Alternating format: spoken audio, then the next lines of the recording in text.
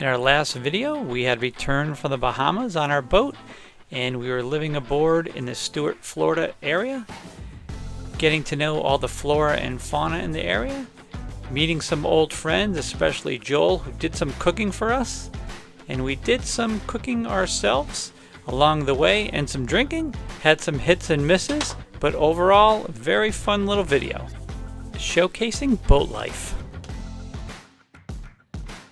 In today's video, we close out our trip to Stuart, Florida, where we've been spending a few weeks.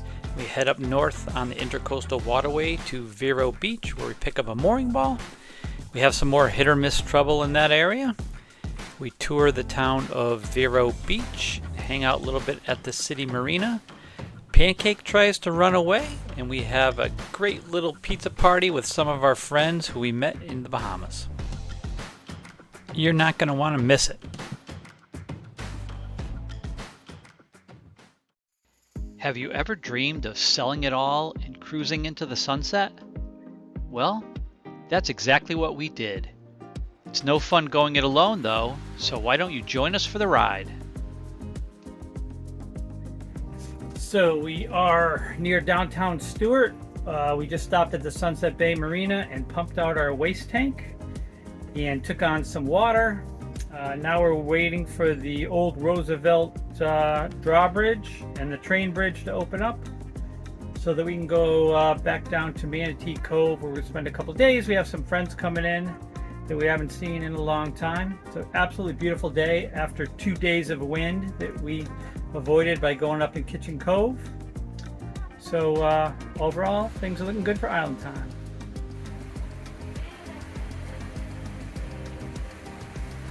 There are actually two bridges that you need to traverse here. The first is the old Roosevelt roadway bridge, and then there is a train bridge that is most often open, but it services the Brightline high-speed train that goes from Orlando to Miami.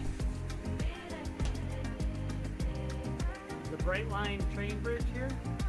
Caution, Roosevelt bridge spans are now lowering.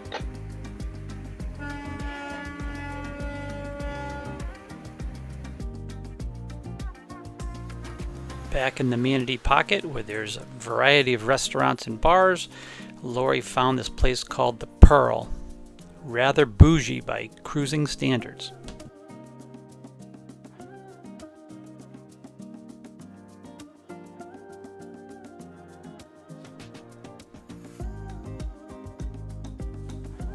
Stuart as a town is super boating friendly, and there's a number of chandleries and discount marine stores that we love to take walks through.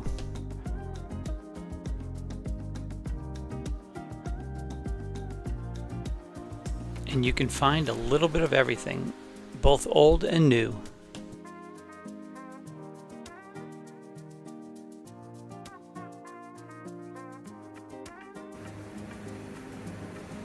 After spending a few days in the Manatee Pocket, we headed off a few hours north to Vero Beach, Florida.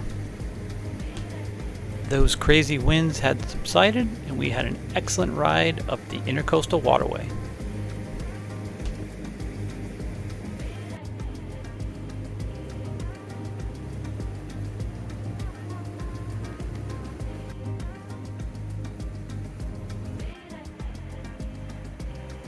It's common courtesy when passing a barge to slow down, but this boater ahead of us, I guess, wasn't aware of that and waked this barge pretty heavily. The barge operator came up on the radio and really chastised him for it. It was pretty well deserved.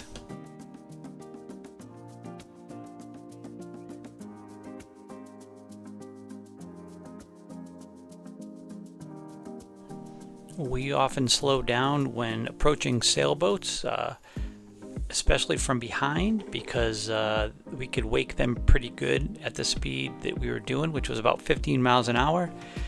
This particular trimaran was not under sail, but going pretty slow, so out of courtesy, it's just best to slow down. So we've taken a mooring ball in Vero Beach, Florida, for a couple days. Lovely little town. Went out for some sushi last night with some friends, and The interesting thing about Vero is that when you take a mooring ball here, they require you to, if you have to moor up with another boat. So if there's more demand than supply. So if you see these two sailboats over here, that's exactly what they're doing. And hopefully you know the people you're mooring with, but quite often if you're here alone, they'll put someone else next to you. So for some that might not be great, but for us, we have our friends on Headway, another PDQ, Chris and Julie Head, and they were nice enough to join us for a couple nights here. So we're rafted up with some friends, which is the way to do it. But in any event, it's super cheap. It's like $23 a night, and I think a month is like $4.50 a month. So some cruisers come here and spend the entire winter here. Not us, just a couple days, but overall a great place. Right behind this bridge here, behind me there's a kind of a bar restaurant, somewhat of a tiki type place, old Florida, fun place, and they have a free bus that comes to this marina, which is great. So excellent location, nice little town, totally recommend it. So this is a aerial representation of the mooring field and marina here in Vero Beach, and the vertical green and red line marked are buoys or day markers, permanent markers. You could see the red one has a magenta circle around it. That's what I did. Just to the lower right is an arrow. That's where we are on the mooring ball, and we're about 50 feet away from this marker. Well, in the middle of the night, Chris Head on Headway, the boat that's rafted up to us, heard a loud bang and went out to sea, and apparently a boater was coming in and hit that red marker and entirely took it down. Now, we were sleeping soundly on island time, but it's pretty ugly. It's a very well lit area. How they came in and hit that thing and knocked it over, we have no idea. So after knocking the marker down, apparently the boater was able to tow it over to the Marina dock area, and the next morning the Marina came out and set up a temporary marker. So it was very responsive, and thankfully they did that because it was right behind our boat.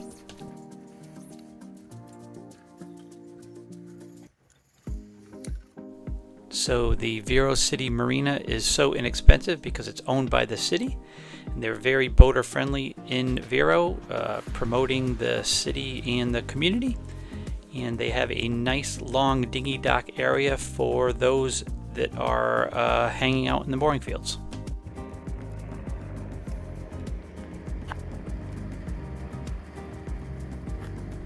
The grounds around the marina are park-like with a number of picnic areas. And there's storage for kayaks and bicycles.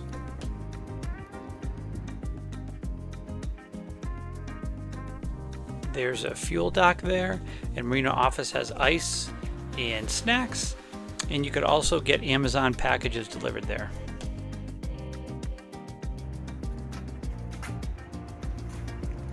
Plenty of washers and dryers.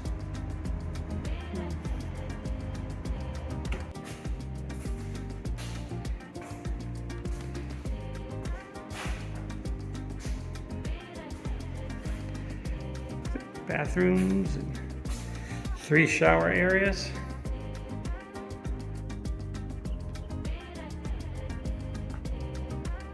Under the shade of the banyan trees. They also have a nice boater's lounge, but it's a little short on air conditioning.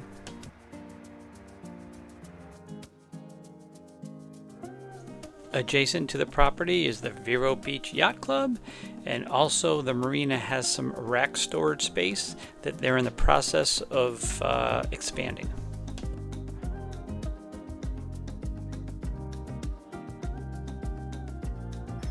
And just a short walk away, but also accessible by dinghy, is an amazing dog park. It spans a number of acres, and there's separate areas for the smaller dogs and the larger dogs. The beach is just a short 20-minute walk from the marina, and there are ample shops and restaurants.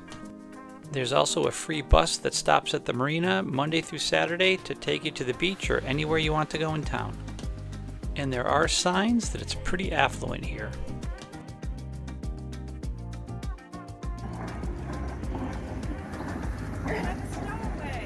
Pancake, you coming back?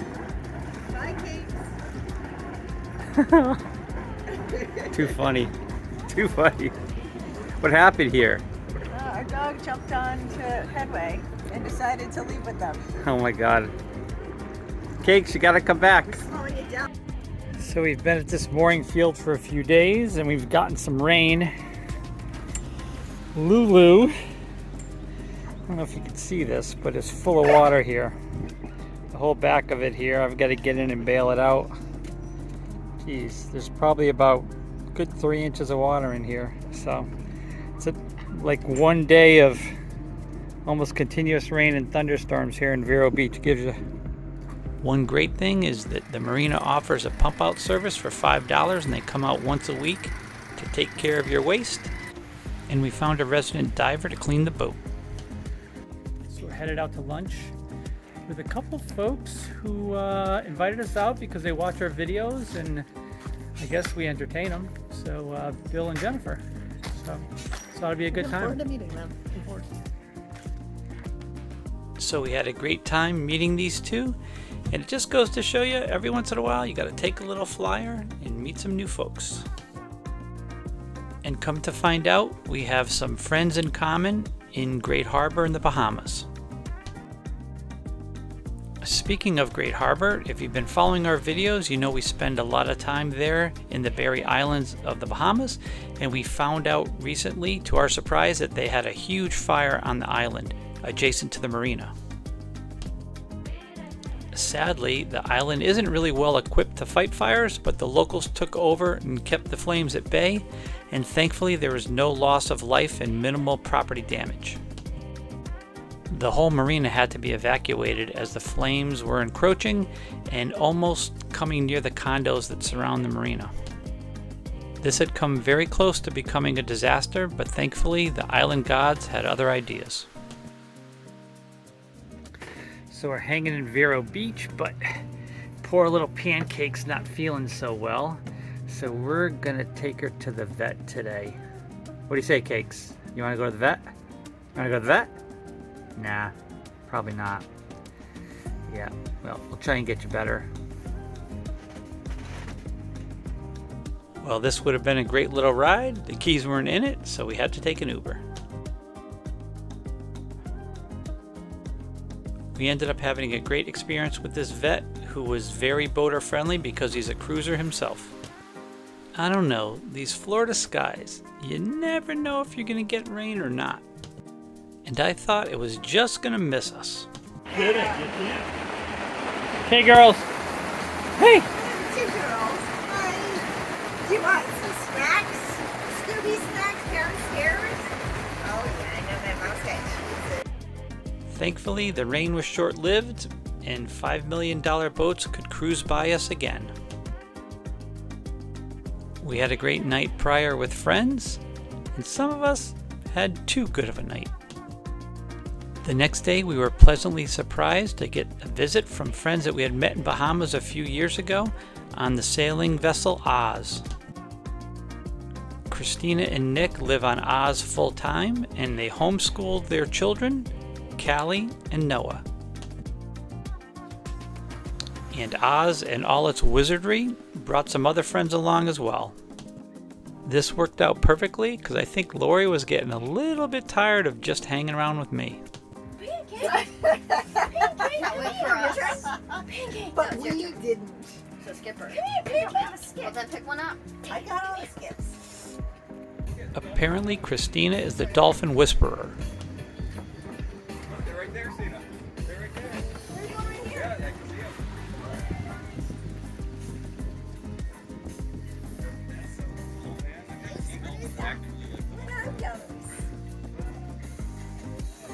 Oh, but dive in. Go ride one. Go ride a dolphin. Take your life, too. here at the Fasari Kitchen, having some fresh hot pizza pie, Connecticut style, the best in the world. So Nick is the baker on the boat, and he also does an amazing pizza pie. Space is at a premium, so he uses his helm seat as a counter.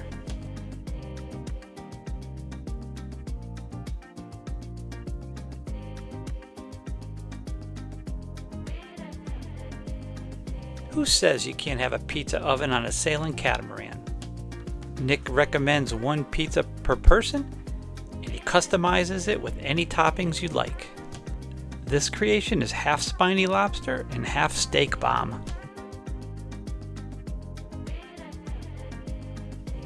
It smelled heavenly, and I could tell you one thing, the entire mooring field was jealous.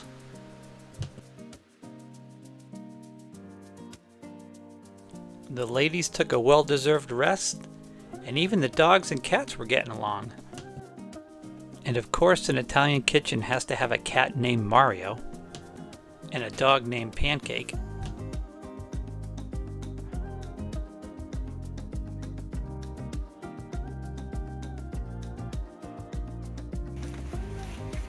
All right, one bite. Everybody knows the rules. How would you rate this pizza on a scale of 1 to 10? Hot. Hot. That's not on the scale. Oh, I just burnt my tongue. 11?